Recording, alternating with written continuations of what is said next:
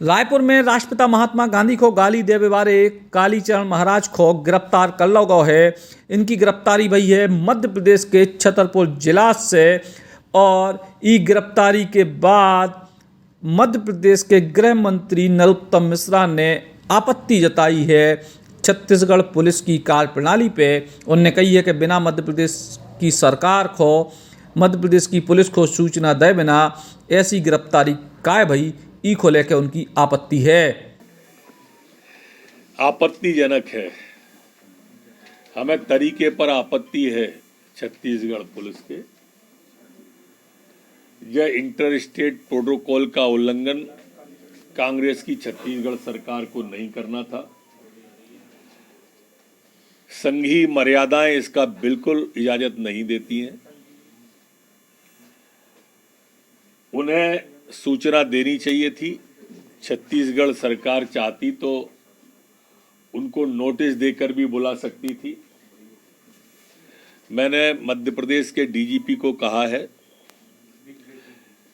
कि तत्काल छत्तीसगढ़ के डीजीपी से बात करें कि ये क्या तरीका है उनका गिरफ्तारी का। ये तरीके पर आपत्ति व्यक्त करना है, अपना विरोध दर्ज कराएं और स्पष्टीकरण भी लें।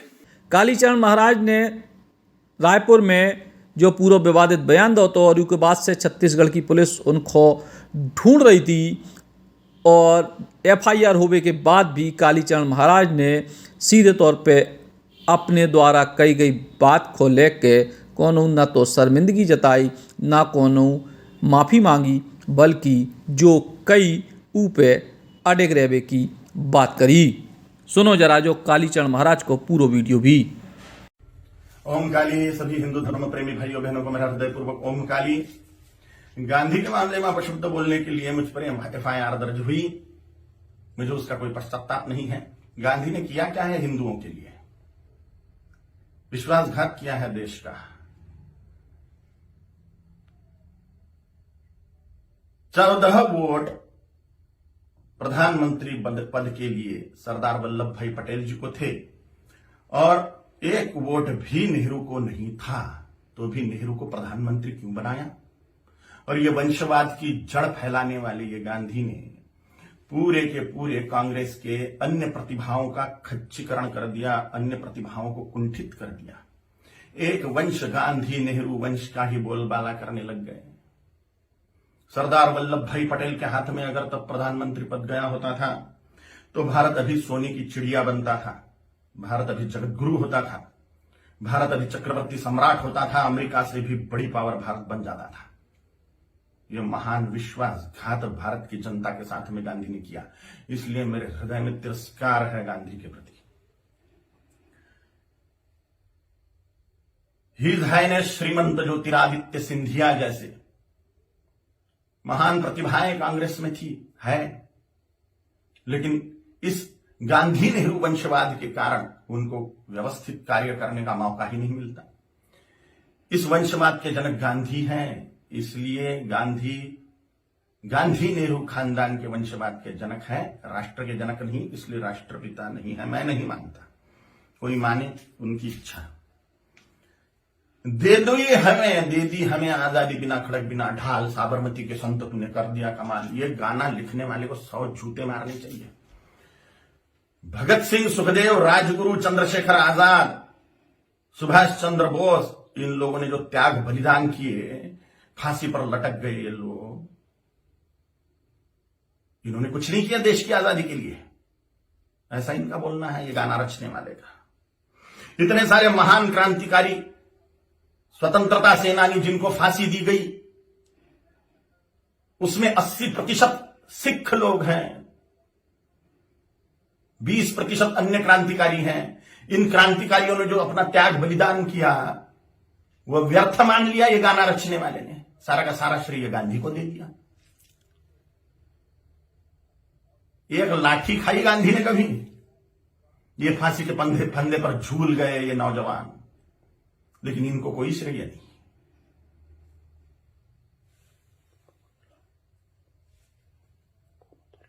सुखदेव, राजगुरु, भगत सिंह जी की फांसी गांधी रुकवा सकते थे, लेकिन नहीं रुकवाई जानबूझ के। इसलिए तिरस्कार करता हूं मैं गांधी का। इनका एक बहुत बड़ा हथियार था अनशन करना, और इन्होंने, मैंने गांधी ने उसका उपयोग भारतीय जनता के खिलाफ ही किया, हिंदुओं के खिलाफ ही किया। बोला था कि बंटवारा मेरी लाश पे होगा, मजहब के नाम पर जो बंटवारा हुआ पाकिस्तान बांग्लादेश का, वो मेरी लाश पे होगा, ऐसा गांधी बोलते थे। लेकिन जब बंटवारा हुआ तब गांधी जिंदा थे,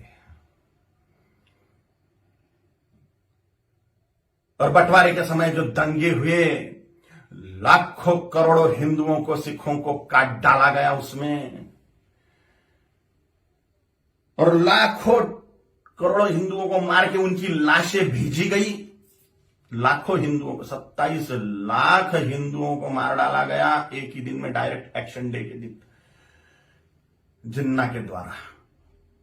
और पाकिस्तान में से जो ट्रेनें आ रही थी वो लाशों से ही भरी हुई थी, महिलाओं के और पुरुषों के, बोरे के बोरे भर के महिलाओं के स्तन काटकर भेज रहे थे वहां के लोग। सामूहिक बलात्कार करी हुई महिलाएं, उनकी लाशें, उनके स्तन बोरों में भर के। और यहां गांधी अनशन कर रहे थे कि 55 करोड़ रुपए दो पाकिस्तान को। जब सिख लोगों ने दंगे से पीड़ित होकर कड़कड़ाती ठंड में मस्जिदों का आश्रय लिया, तो उसके लिए अनशन पे बैठ गए गांधी कि इनको मस्जिदों से बाहर निकालो, मुसलमानों को मस्जिदें सौंप दो। नफरत करता हूं मैं गांधी से, इसलिए भी। पाकिस्तान बांग्लादेश को जोड़ने वाला कॉरिडोर मांग लिया मुसलमानों ने कि भारत को और खाया जाए। गजवाए हिंद के तहत भारत को मुसलमान बना दिया जाए, तो पाकिस्तान और बांग्लादेश को जोड़ने वाला कॉरिडोर, हजारों वर्ग किलोमीटर का कॉरिडोर, इसके लिए गांधी अनशन पे बैठने वाले थे। के शासन को वो दे देना पड़ता था और भारत फिर से बढ़ जाता था।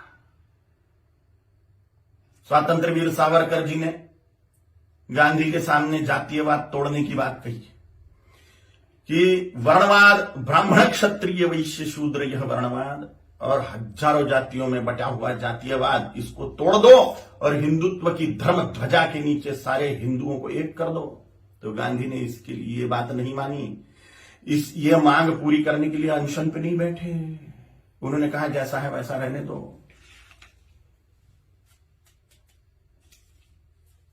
डॉक्टर बाबा साहेब आंबेडकर जी ने बोला था कि संस्कृत को राष्ट्रभाषा करो, देश की भाषा संस्कृत होनी चाहिए।